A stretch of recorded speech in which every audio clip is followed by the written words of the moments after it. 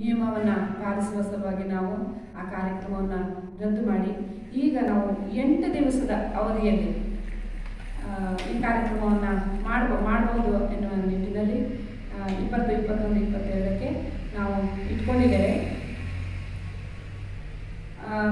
20ಕ್ಕೆ ಮಧ್ಯಾಹ್ನ 12ರಿಂದ ಹಿಂದೂಸ್ತಾನಿ ಶಾಸ್ತ್ರೀಯ ಸಂಗೀತ,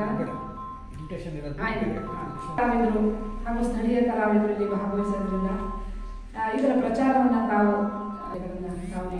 ತಬಲಾವಾದಕಿಗಳು ಸಣ್ಣ ವಯಸ್ಸಿನಲ್ಲೇ ಇಡೀ ದೇಶವನ್ನು ಎಲ್ಲ ಪ್ರಪಂಚದ ಎಲ್ಲ ಕಡೆ ಓಡಾಡಿ ಹೆಸರು ಮಾಡೋದಂಥದ್ದು.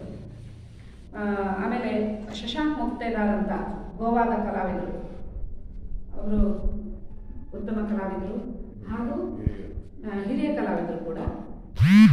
ಆಮೇಲೆ ಯಕ್ಷ ಸಂಗೀತ, ವಿಶೇಷವಾಗಿ ಸಂಗೀತಕ್ಕೆ ಯಕ್ಷಗಾನಕ್ಕೆ ಯಾವ ರೀತಿ ಸಂಬಂಧ ಇದೆ ಆ ಭಾವಕ್ಕೆ. ಇಲ್ಲಿ ಯಕ್ಷಗಾನದ ಯಾವುದೇ ಕಥೆ ಇರೋದಿಲ್ಲ, ಒಂದು ಭಾವನೆಯ ಗೀತೆಗಳನ್ನು ಭಾಗವತರು ಹಾಡ್ತಾರೆ.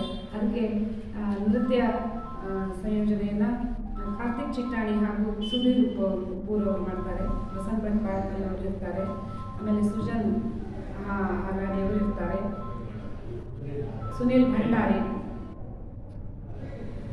ಇವರೆಲ್ಲರೂ ಯಕ್ಷಗಾನ ಇದೆ 2ನೇ ದಿವಸ. ಆಮೇಲೆ ಧಾರವಾಡದಿಂದ ವಿಜಯ್ ಪಾಟೀಲ್ ಅಂತ ಉದಯೋನ್ಮುಖ ಕಲಾವಿದರು ಮತ್ತು ಅಭಂಗಗಳನ್ನು ತುಂಬ ಸುಂದರವಾಗಿ ಹಾಡ್ತಾರೆ. ಇವರು ನಿರಂಜನ್ ಡಿಂಡೋಡಿ ಅಂತ ಚೆನ್ನೈನಲ್ಲಿ ಈಗ ಬೆಳಕಿಗೆ ಬರುವಂಥ ಕಲಾವಿದರು ಇವರು ಅವರಿದ್ದಾರೆ. ಅವರೊಟ್ಟಿಗೆ ಪ್ರಸಿದ್ಧಿ ಆದಂತಹ ಮೃದಂಗಿಸ್ಟು ಇದ್ದಾರೆ.